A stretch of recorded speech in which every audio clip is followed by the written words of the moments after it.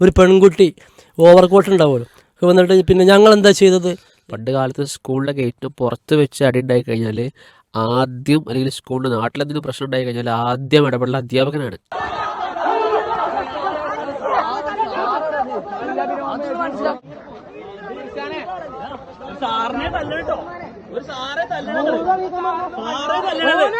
Football മത്സരം നടക്കുകയാണ്. ആ സമയത്ത് ഉണ്ടായൊരു പ്രശ്നമാണ്. ഒരു സ്കൂളിലെ PT മാഷാണ് ആ കൈകാര്യം ചെയ്തുകൊണ്ട് 4 കുട്ടികൾ, വിദ്യാർത്ഥികൾ. ഇപ്പം എന്തൊക്കെ തന്നെ ആയാലും പലപ്പോഴും എന്താ വെച്ചാൽ ഈ ടീച്ചേഴ്സിനെ എന്തും ചെയ്യാമെന്നുള്ള ഒരു ചിന്ത ഉണ്ടോ അല്ലാഹു അലം. എന്തായാലും അല്ലേ, ടീച്ചേഴ്സ് എന്ത് പറഞ്ഞാലും കുട്ടികൾ അനുസരിക്കാത്തൊരവസ്ഥ കൂടി വരുന്നുണ്ട്. അല്ലെങ്കിൽ അത് സംശയമില്ല.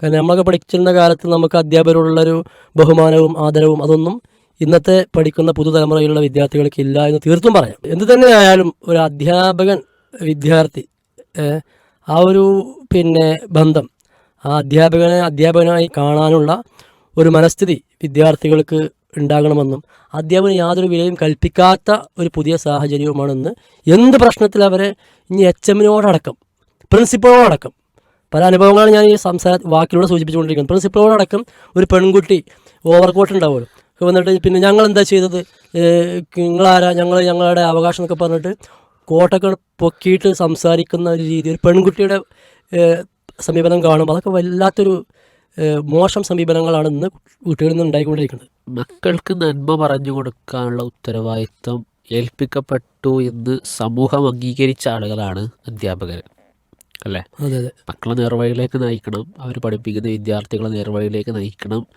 എന്ന് ബോധ്യം സമൂഹം ഉത്തരവാദിത്വം ഏൽപ്പിക്കപ്പെട്ട ആളുകളാണ്. പക്ഷേ ഇന്നത്തെ അധ്യാപകർക്ക് പോലും മക്കളെ നല്ലത് പറഞ്ഞു കൊടുക്കാൻ പേടിയാണ് എന്ന് പറഞ്ഞാൽ ഒരു അർത്ഥത്തിൽ ശരിയാണെന്ന് നമ്മൾ സമ്മതിക്കേണ്ടി വരും. കാരണം എന്താ വെച്ചാൽ അധ്യാപകരോട് തട്ടിക്കയറുന്ന മക്കൾ, പിന്നെ അധ്യാപകരോട് അധ്യാപകരുടെ തിന്മ കണ്ടെത്തി കഴിഞ്ഞാൽ അതിനെ ഉപദേശിക്കാൻ വേണ്ടി അതിലെ ആക്ഷൻ എടുത്തു കഴിഞ്ഞാൽ സ്വാഭാവികമായിട്ടും ആ അധ്യാപകനെ എന്ത് ചെയ്യുക, പ്രതിക്കൂട്ടിൽ നിർത്താൻ ശ്രമിക്കുന്ന മക്കൾ, അല്ലേ? മാത്രമല്ല നിയമങ്ങളാണ് ഒരു വലിയ പ്രശ്നത്തിൽ. കാരണം നിയമങ്ങളുണ്ടല്ലോ, ലീഗലിയുള്ള സംഗതികൾ, പ്രോസസ്സ്, അത് അധ്യാപകനെ അറസ്റ്റ് ചെയ്യുന്ന അവസ്ഥയിലേക്ക് വരെ എത്തിക്കുന്ന രീതിയിലുള്ള നിയമങ്ങൾ ഇന്ന് നിലവിലുണ്ട് എന്നുള്ളതാണ് വിദ്യാർത്ഥികളുടെ ധൈര്യം. മാത്രമല്ല ചില ഉന്നത തലത്തിൽ നിന്നുള്ള ആളുകൾ വിദ്യാർത്ഥികൾ ഒന്നും ചെയ്യാൻ പാടില്ല, വിദ്യാർത്ഥികൾക്ക് എന്തുമാകാം എന്നുള്ള മെസ്സേജുകളൊക്കെ നൽകുമ്പോൾ അത് വിദ്യാർത്ഥികൾക്ക് ഒന്നുകൂടി ആക്കം കൂട്ടാൻ വലിയ കാരണമാണ്. അതിൻ്റെ ഒരു അനന്തര ഫലമാണ് ഇതിന് തുടക്കമാണെന്ന് ഞാൻ മനസ്സിലാക്കുന്നത്. ഇനി ഇതിനേക്കാൾ കൂടുതൽ പ്രശ്നം ഇനിയും വരാനുള്ള സാധ്യതയാണ് നമ്മൾ മുന്നിൽ കാണേണ്ടത്. ഇതിലെ അടുത്ത സമയത്ത് നമ്മൾ പത്രത്തിൽ വായിച്ചൊരു വാർത്തയാണ്, പരീക്ഷയ്ക്ക് കോപ്പി അടിച്ചത് പിടിച്ചതിൻ്റെ പേരിൽ ഒരു കോളേജ് അധ്യാപകനെ വർഷങ്ങളോളം പീഡന പരാതിക്ക് എന്ത് ചെയ്തു, ഇരയാക്കി കേസിൽ പെടുത്തിയ ഒരു അവസാനം കോടതി വെറുതെ വിട്ടു, അല്ലേ? വാർത്ത നമ്മൾ വായിച്ചതാണത്. അപ്പോൾ യഥാർത്ഥത്തിൽ മക്കളുടെയൊക്കെ ചിന്ത എവിടേക്കാണ് പോകുന്നത് ആലോചിച്ച് നോക്കാം. മക്കളുടെ ഒരു ചിന്ത, ഞങ്ങൾ ചെയ്യേണ്ടത് ഞങ്ങൾ തോന്നിയ പോലെ നടക്കും, അതിന് ഞങ്ങൾക്ക് എതിരെ നിൽക്കുമ്പോൾ സാധാരണ പറയാറുണ്ട്, ഞങ്ങളെ വാപ്പാവേണ്ട ആവശ്യമില്ലയാണ്.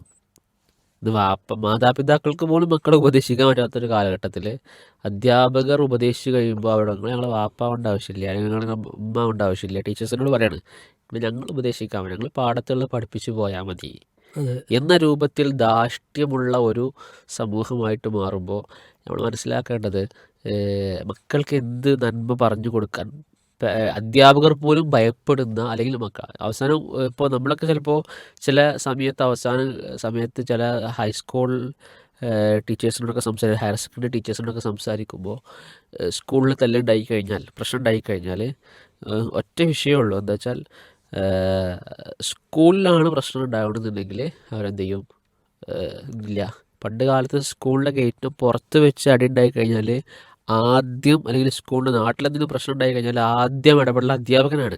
അവിടെ ഒരു അധ്യാപകനായിരിക്കും, അതെ, ആ നാട്ടിലൊരു അധ്യാപകനായിരിക്കും ആദ്യം ഇടപെടുണ്ടാവുക. ഇടപെടാന്ന് മാത്രമല്ല, അത് പറഞ്ഞാൽ അതിലാർക്കും പ്രശ്നം ഉണ്ടാവില്ല, അതൊരു അവസാനത്തെ വാക്കുമായിരിക്കും, അത് തീരുമാനമാക്കും. അതെ, ഉണ്ടാവും ചെയ്യും.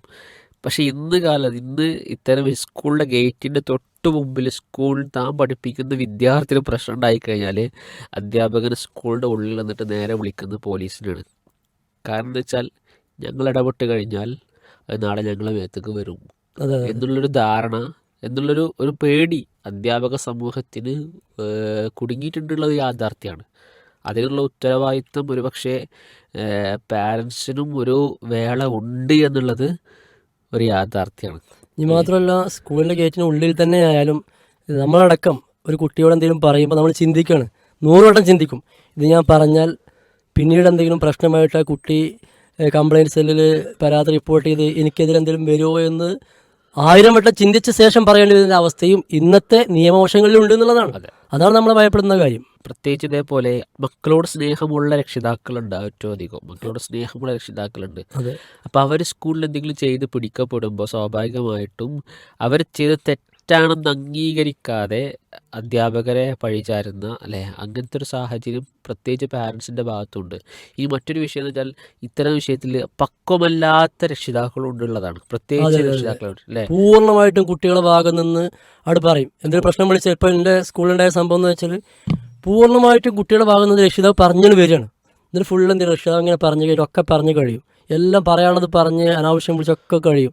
അവസാനം എന്ത് ചെയ്യും, നമ്മളാ CCTV ഓണാക്കും, ഇത് നിങ്ങളെ കുട്ടിയാണ് വെച്ചു.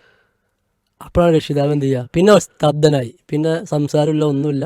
അപ്പോൾ ഇപ്പോൾ കുട്ടികളെ വീഡിയോയിൽ ഇങ്ങനെ കാണുകയാണേ, ആദ്യം വന്നിട്ട് നന്നായിട്ട് ശ്രദ്ധിച്ച് ഇന്ന കുട്ടികളെ ചെയ്യൂല, പിന്നെ നിങ്ങൾ എന്താണ് വേറെ കുട്ടികളെ എന്നൊക്കെ പറഞ്ഞിട്ട് അതിനൊക്കെ അനുവാദം കൊടുക്കുമല്ലോ, അങ്ങനെ സംസാരിക്കും. അവസാനം അത് ഓണാക്കി കഴിഞ്ഞാൽ പിന്നെ അവിടെ സ്തബ്ധനായി നിൽക്കണം. ഇനി മറ്റൊന്ന്, ഇപ്പോൾ വീഡിയോ കണ്ടല്ലോ, ഒരു അധ്യാപനം ശരിക്കും മറിച്ചിട്ട് ഉന്തി തള്ളിയിട്ട് ചവിട്ടി മതിച്ച് ആകെ പിന്നെ ആശുപത്രിയിലാണ് ഇപ്പോൾ ഉള്ളത് അധ്യാപകൻ. അപ്പോൾ ഇതൊരു ട്രെൻഡാണ്, ഇപ്പോൾ വേറൊരു ട്രെൻഡ് കൂടിയാണ്. കുറച്ച് ആൾക്കാർ ആരെങ്കിലും ഒരാളെ തച്ചാൽ എല്ലാവരും കൂടി അവിടെ തല്ലുക. അവിടെ എന്തിനാണ് തല്ലുന്നത്, എന്താണ് അവളുടെ ആവശ്യം, അവിടെ തല്ലേണ്ട സാഹചര്യം ഉണ്ടോ ഇല്ലേ?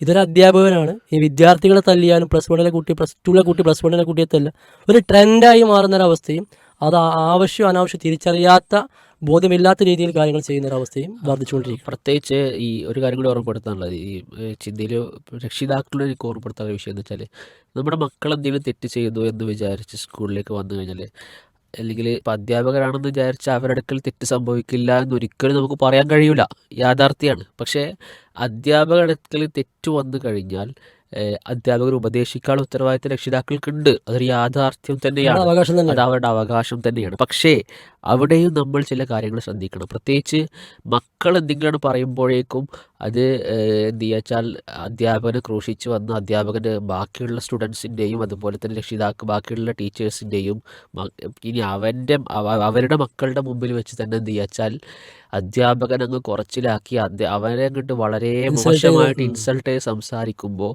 നമ്മൾ നമ്മുടെ മകന് കൊടുക്കുന്ന അല്ലെങ്കിൽ മകൾക്ക് കൊടുക്കുന്ന ഉപദേശം എന്താണ്, നമ്മൾ ആലോചിച്ച് നോക്കണം. ആ ഉപദേശം ഇതാണ്, ഞാൻ എന്ത് ചെയ്താലും എൻ്റെ കൂടെ എൻ്റെ പാരന്റ് ഉണ്ടാക്കും. ഉപദേശം ഒന്നും പറയാത്ത ജീവിതത്തിൽ പകർത്തും. എൻ്റെ ഉമ്മൻ്റെ എൻ്റെ ടീച്ചേഴ്സിനൊന്നും ഒരു വിലയില്ല. കാരണം എൻ്റെ ഉമ്മാൻ്റെ മുമ്പിൽ ടീച്ചറൊക്കെ വെറുതെ, എൻ്റെ ഉപ്പാൻ്റെ മുമ്പിൽ ടീച്ചറൊക്കെ വെറുതെയാണ്. അതുകൊണ്ട് ഞാൻ പറഞ്ഞാൽ ടീച്ചർ കേൾക്കണം അല്ലേ. ആ രൂപത്തിലുള്ളൊരു സന്ദേശം രക്ഷിതാക്കൾ എന്നുള്ള നമ്മൾ എന്ത് ചെയ്യരുത്, നമ്മുടെ മക്കൾക്ക് കൊടുക്കരുത്. പിന്നെ ആ അധ്യാപകർ എങ്ങനെ നമ്മുടെ മക്കളെ ഉപദേശിക്കും? ഇത്തരം അവസ്ഥകളാണ്, ഇത്തരം സാഹചര്യങ്ങളും ഇത്തരം അവസ്ഥകളുമാണ് ഒരു വേറെ അധ്യാപകനെ ഇനി എന്ത് ചെയ്താലും ഞാൻ ഇടപെടുന്നില്ല, അവനായി അവരെ പാടായി എന്നുള്ള ഭാഗത്തേക്ക് അധ്യാപകരുടെ മനസ്ഥിതി പോലും എത്തിച്ചേർത്തിട്ടുള്ളത് എന്നുള്ളത് നമ്മൾ എന്ത് ചെയ്യണം, മനസ്സിലാക്കണം. അതുകൊണ്ട് ഈ പറഞ്ഞൊരു ഭാഗം വളരെ പ്രധാനം. അതായത് പിന്നെ ശരിക്കും ഇനിയിപ്പോൾ നിയമങ്ങൾ എന്തൊക്കെ തന്നെയായാലും ശരിക്കും മാതാപിതാക്കളും മക്കളും ശരിക്ക് ഗുണപാഠം ഉൾക്കൊണ്ടുകൊണ്ട് ഒരു മാതൃകാപരമായിട്ട് കാര്യങ്ങൾ പറഞ്ഞു കൊടുത്ത് ഉപദേശത്തോടു കൂടി ജീവിക്കുന്ന ഒരവസ്ഥ ഉണ്ടായാൽ നിയമങ്ങൾ എന്തെന്നെ ആയാലും തൻ്റെ മോൻ ഞങ്ങളെ കുട്ടി അതിലുണ്ടാവുകയില്ല എന്നൊരു തലത്തിലേക്ക് മാറ്റാൻ കഴിയും അല്ലേ. അതെ, പ്രത്യേകിച്ച് എന്ന് വെച്ചാൽ ഈ മര്യാദകൾ ഒരു മുസ്ലിം കമ്മ്യൂണിറ്റിയിൽ ഏറ്റവും കൂടുതൽ മര്യാദകൾ പഠിപ്പിക്കുന്ന ആളുകൾ സ്കൂളിനേക്കാൾ കൂടുതൽ മദ്രസകളിലാണ്. തീർച്ചയായും അല്ലേ. ആ മദ്രസയിലെ കുട്ടി തെറ്റ് ചെയ്ത് കഴിഞ്ഞാൽ ആ കുട്ടിയെ ഉപദേശിക്കാനോ അവനെ ശിക്ഷിക്കാനോ അവനെ ഗുണപാഠം നൽകാനോ ഒരു മദ്രസ അധ്യാപകനോ നേരിട്ട് കഴിഞ്ഞാൽ ഏറ്റവും കൂടുതൽ ഇത്തരം നിയമങ്ങളുടെ കുരുക്കുകൾ വരുന്നത് ഇത്തരം അധ്യാപകർക്കെതിരെയാണ്. അപ്പം നന്മ മനസ്സിലുള്ള മക്കൾ നന്നാകണം, സമൂഹം നന്നാകണം എന്ന് മനസ്സിൽ വിചാരിക്കുന്ന അധ്യാപകർ അവിടെ ആ ഒരു ചിന്ത ഇല്ലാതാക്കുകയാണ്. അപ്പോൾ ആരാണ് അതിന് ഉത്തരവാദി എന്ന് രക്ഷിതാക്കളും സമൂഹവും എന്ത് ചെയ്യണം, ആലോചിക്കണം എന്നൊരവസരം. മക്കളെ നമുക്ക് കുറ്റം പറയാൻ പറ്റില്ല, കാരണം അവരെ അങ്ങനെ ആക്കി തീർത്തത് നമ്മുടെ സമൂഹവും നമ്മുടെ രക്ഷിതാക്കളുമാണ് എന്ന് ഈ ഒരു അവസരത്തിൽ ഓർമ്മപ്പെടുത്തുന്നത്. മാറ്റേണ്ടത് നമ്മൾ എന്ത് ചെയ്യണം, അതിനു വേണ്ടി തയ്യാറാകണമെന്ന് കൂടി ഒരു അവസരത്തിൽ ഓർമ്മപ്പെടുത്തുകയാണ്. ഇൻഷാ അല്ലാഹ്.